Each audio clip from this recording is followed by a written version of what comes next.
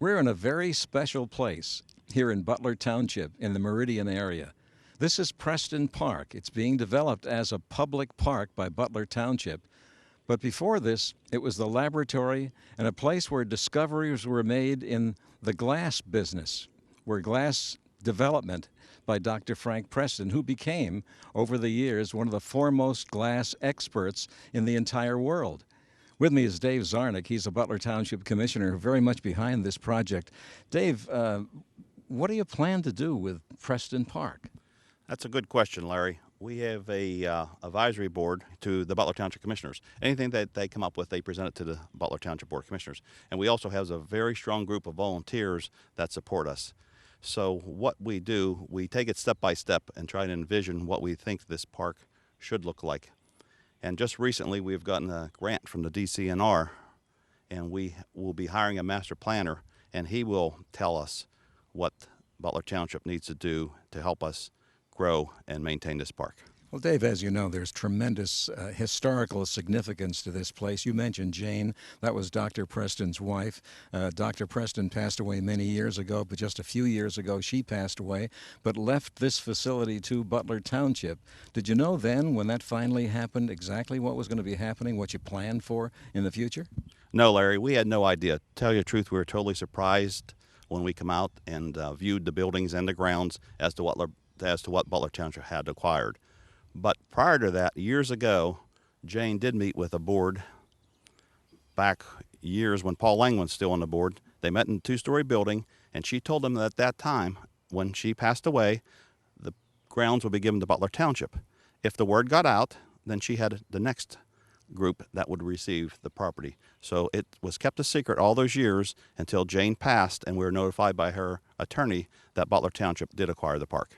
All right, Dave, what is out here? I know there are a lot of buildings, there's a lot of grounds, and there are some very significant floral and other arrangements and trees here. Tell us about that. That's correct. You'll see in the Arboretum we have a species of pine trees. I think there's over 43 different species of pine trees planted that you will not see anyplace else. We have prairie grass that you only see here at Preston Park. We have ponds. We have wildlife. We have trails that have been marked. Preston Park really does have it all, and we're still trying to put the pieces together, Larry, of what we really do have. Now, what will be the attraction for most of the people who come here? Quiet. You can't believe you're in Butler Township, and 2 miles away there's a shopping center, picnic area, great place to hike, fishing for kids, trails to walk, dog trails, bicycling, just a way to get outside and enjoy the nature. Let's talk about the elements. What kind of buildings are here, and what used to happen at those buildings? Well, at the buildings, this is the original founding of AGR. So this at one time was a machine shop. One of the buildings is a machine shop. That's where the work was done for the Preston laboratories. Next to it is a pump house, which has all the workings for the pumps that supply the water to all the buildings. And the neat thing about that is, through the machine shop to the pump house, Doc let the workers build a tunnel so they wouldn't have to go outside in the winter, so they could climb down into a hole and they could climb through to the pump house so they did not have to go outside in the winter. Then you have their house where they lived. Jane and Frank lived in this house, very primitively, but they were happy. They were happy to live the way they did. An interesting feature of the house is, when we first got it, there was water on the basement floor.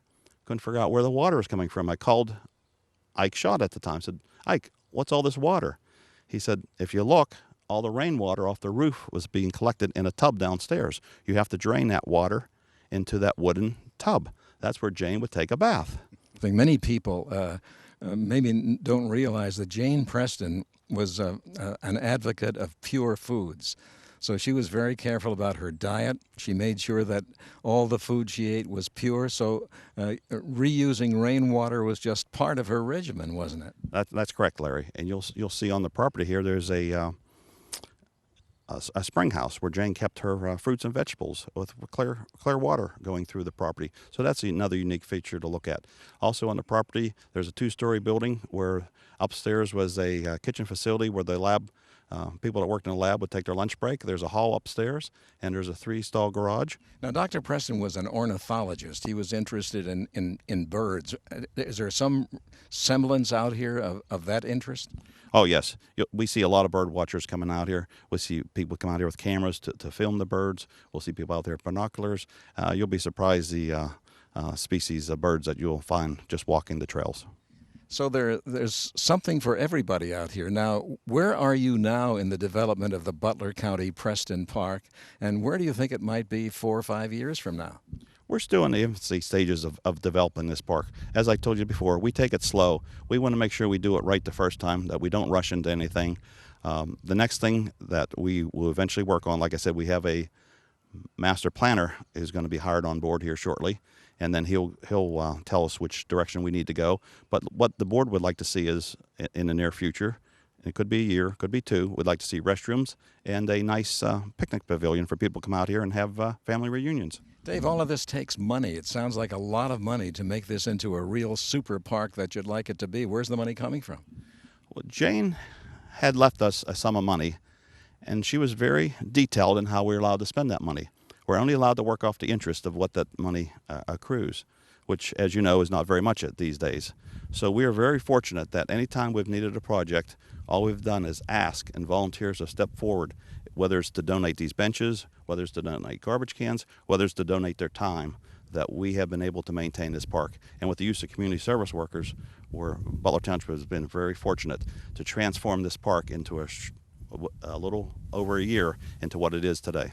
There's a place here that looks almost like a compass pointing in various directions and showing the distances between cities in that direction, as far away as Hawaii, as far away as India, as far away as Pittsburgh. Yes, Larry, that was one of our first Eagle Scout projects. We had an Eagle Scout come out here and take a look at that, and he thought, oh, that'd be neat. What he did then is there was a stake in the center of the property, and from that stake to each sign is about 28 feet. So he made a compass rose along with his dad, and he had other scouts helping him, and he redid that area for us, and then he redid the signs so that you're able to see. If you look at any sign, a direction will tell you the longitude, latitude, and the miles to that city. And this was originally set up by Dr. Preston, but refurbished by the Boy Scouts. That's correct. That was done. Well, I think we ought to learn something more about the history. Dave, thanks very much. And let's turn now to a discussion about what this was and the significance of this in the scientific field, and just what there is out here that has gone back to the 1930s that was developed right here in Meridian in Butler County. Dr. Mike Gimigliano knows a lot about the history of Preston Park and the Preston Building and the Preston Laboratory. So let's find out about that. I know Dr. Preston has a high regard within the scientific community, and he's one of the foremost world's experts on glass. Let's go back to the beginning, why he came to Butler, how he came to Butler. Okay, he was born in England, Leicester, England, in 1896. After his usual schooling, he apprenticed to an engineer for 5 years, got degrees by writing test results, never set foot in a classroom. On a dare, went to work for a glass industry, and they sent him to the United States in 1921 to study glass here in the U.S. He ended up at Standard Plate Glass in Butler, and worked there for a couple of years, and then in 1926 went out on his own and created the first Preston laboratories. Standard Plate Glass, what kind of glass business were they in? Plate glass, like Pittsburgh plate glass. There was a tremendous demand for plate glass at that time. Storefronts, for example, were using a lot of it. They turned into some auto glass manufacture, but it was plate glass most importantly. At what point did he decide to build his own place and start his own business and come here? Well, in 26 he went out on his own and was in a drafty, unheated building, and that's where he encountered some bottles fracturing and began to leave them overnight filled with water. They would fracture but stay in place because of the ice inside. And that began his study of glass fracturing. He was called the father of fractography. Fractography, tough word. And moved out here in 1936 to start this. He had outgrown where he was And he had started a really booming business due to a court case in 1931 in which he became involved. Now, I understand the reason why it's important to find out about this fracturing of glass so bottle makers can know at what point they'll break and therefore how strong to make them. That's correct. Preston was hired by the glass industry to develop standards for bottle breakage and to develop testing methods because bottles had been breaking, children were blinded by shattering glass and so forth. So he came here and developed the testing methods, invented the machines and built them here, and sold them to the industry and was a constant consultant. All the bottling companies nearly sent their bottles here to him for testing. He began in '36, and business was so great that within a few years he had built the whole compound that's here today. Now, Mike, was he the only one that was in this field? It sounds like he invented the idea of testing glass and fracturing. He was. Of course, he had a patent on all his machinery, so he was the one who sold it all to the industry. And really, he was the one who studied glass fracturing, not only bottles, but fracturing in general. He was hired by all the major glass companies to study their products, whether it was sheet glass for architectural use, stemware, glasses, all of that. He developed methods for testing those objects, and it was for quality control. He published all of his findings, and written in a scientific way. And he's said to be the one who really pushed the glass industry into the scientific age and gave us quality control that makes glass a lot safer now. Well, in looking through the building a while ago, we saw ledgers. Apparently, he wrote everything down, almost everything he did. Even going to the mailbox, he used to make a note about that. So there are books and books of ledgers and also papers that he wrote. The public library in Butler has some of those papers. Apparently, he was world renowned for what he did, but there was something that came up here in Butler County that's worth recounting. Apparently, he had a lot to do with Moraine State Park and Lake Arthur. Yes, before he retired actually, but once after he retired, he devoted himself to ornithology and to geology and ecology. He had always been interested in the Muddy Creek Valley. He saw it as a really different place, and he began to pick up on the idea of a terminal moraine, which was the end of where the glacier moved. And through his studies, he began to put the whole picture together out there. No one else had really done a study on the moraine. And he pushed and pushed. He owned land out there. He had proposed to build a house, but his wife, Jane, didn't want to move there. He owned land. He purchased more land. He worked through the Western Pennsylvania Conservancy, and they purchased all of the land that eventually became Moraine State Park. He was really the prime mover behind the creation of the park. So he's, from what I understand, looked at the soil and realized there was something different about it, had something to do with glaciers. Did he know then exactly where the old lake was 15,000 years ago? Eventually, he figured it out. What he was finding was lake sediment, lake bottom sediment, which was different from the native soil around here. And so that distinction is what really clued him into it. And he then checked the soil all over and found the pretty much the extent of the glacial lake that existed. But having that information, knowing what was there, knowing what he'd like to have, is one thing. But getting something done about it and talking the state into doing something about it is another thing. How do you do that? Well, he was a doer. He worked with people at the highest level. He was good friends with the director of the Carnegie Museum of Natural Science, with high-ranking people at the University of Pittsburgh. He had a lot of clout. He worked with those people to convince the state government.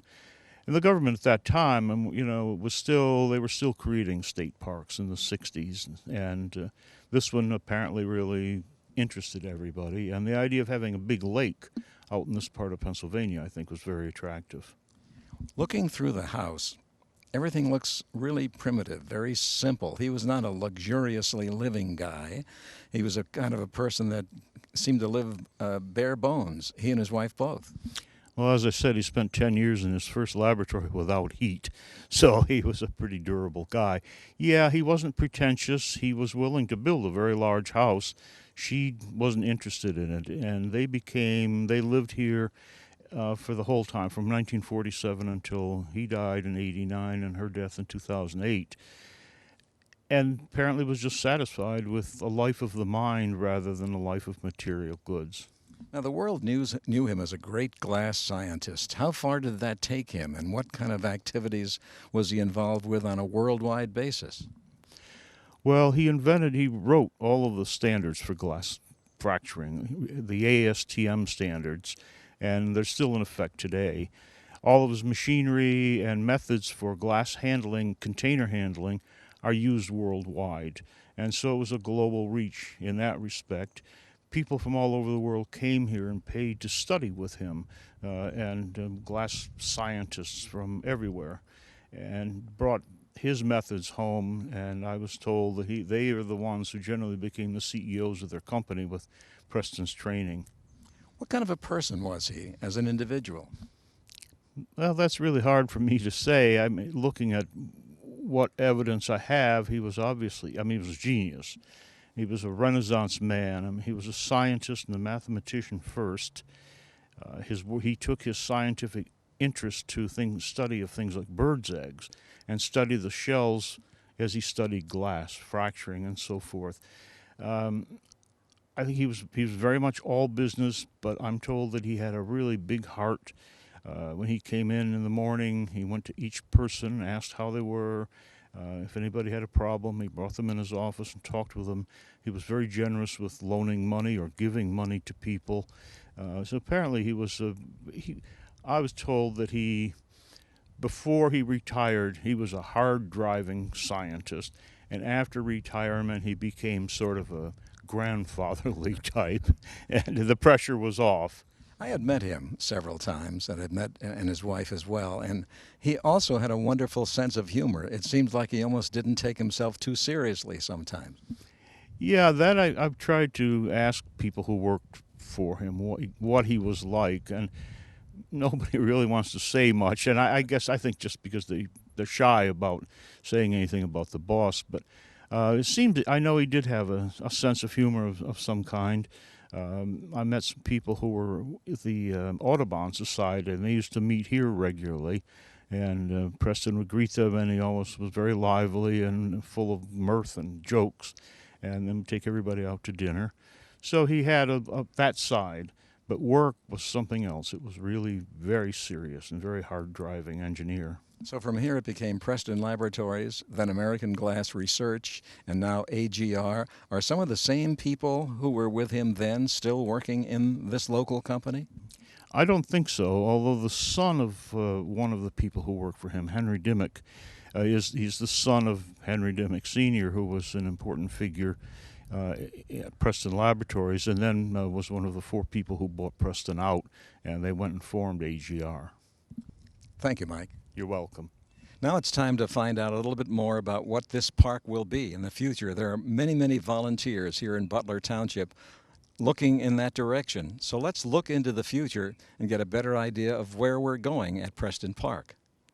We were trying to find out a little bit more about the day-to-day operation here when Dr. Preston used this office where we are now. And we've located Joyce Catt from Butler, who was his secretary right out of high school. She was Joyce Curry then. And Joyce, how did you get the job here at Preston Laboratories? Jane Preston came and interviewed me at the school before I graduated and hired me so that I knew that I was going to come to work here immediately the week after I graduated from high school. Did you have any idea what this was and what kind of work they did out here? I had no idea. And I walked in at 8 o'clock in the morning. Jane introduced me to Dr. Preston, brought me into this office, and I took dictation on every subject from the yellowtail fish in South Africa to black biotite, which is a type of glass that I didn't know anything about. Did you realize what an important man he was in the science field, in the glass field? No, I had no idea. I had never met him. I didn't know. He was a very imposing figure. He was about 6'4", and he was he seemed to me at that time, of course I was frightened. He was very, very stern looking to me, and he really frightened me. Well, as a young 18-year-old, I can imagine how that would be. When you started hearing him talk about moraine and certain kind of soil and the blazing star, you were here when they were just beginning to talk about maybe having a state park here in Butler. That's correct. At that time, Dr. Preston was doing a lot of field work, and he did all the background studies along with some other people in that project. He went out and walked around, and then he would write big, long yellow tablets full of his penmanship, which was terrible, and I would have to transcribe it into some sort of English. So back in 1950, 1951, this was probably the very beginning of his discovery of what would later become Lake Arthur. Absolutely. And he knew about the glacier coming here. He knew so much. He was so smart. Now, did you answer phone calls for him too? Oh, yes. I ran a switchboard. I watered the flowers and took care of the dogs and took care of the peacocks and the guinea hens. I understand when you were sitting here right in this very chair behind you that you were distracted with something going past the window? Very often, Dr. Preston would jump up when he was giving me the dictation and look through his binoculars at a bird or something, because we had to check all kinds of birds that were on the property. And one time I said, "Oh, there's a bird, Dr. Preston." He jumped up with his glasses and looked at it, and he sat down very quietly. He said, "Joyce, I think you need to see an eye doctor." And I said, "Why would that be?" He said, "That's a Piper Cub airplane." Well, he was an important man in this world, as you found out later. When you started realizing just the scope of what he did, wasn't that intimidating to you? It was very intimidating to me. He was very English, very, very English. And he informed me often that the English education system was much better than the American education system. Joyce, thanks so much for giving us this insight into Dr. Preston. It was wonderful talking to you. Thank you very much. One of the many volunteers out here at Preston Park is Dave Heltzel. And Dave, you've been here for, I guess, a year and a half or 2 years now. That's correct. What do you figure was the most difficult part getting to this point yet?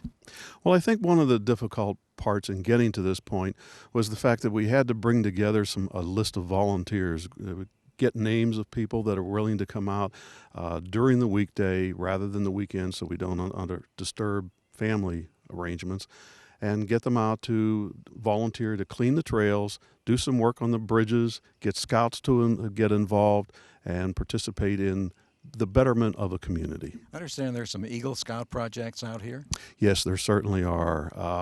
One of the first Eagle Scouts projects that was done was up at the main compass, and he finished the concrete and the names on the signs around for the South Pole, the North Pole, Tokyo, Japan. And another project was the brick around there. And you're only supposed to put about 40 hours into the project, and the young man put in over 400 hours into the project. Another project is the one right behind us here. We call it the Skinny Bridge, but it's a single passageway across the small pond that he has, or the creek that he has here, to get from one side to the other. The bridge will be 12 inches wide. Only one person goes through. And, of course, we have to build that to the forestry code.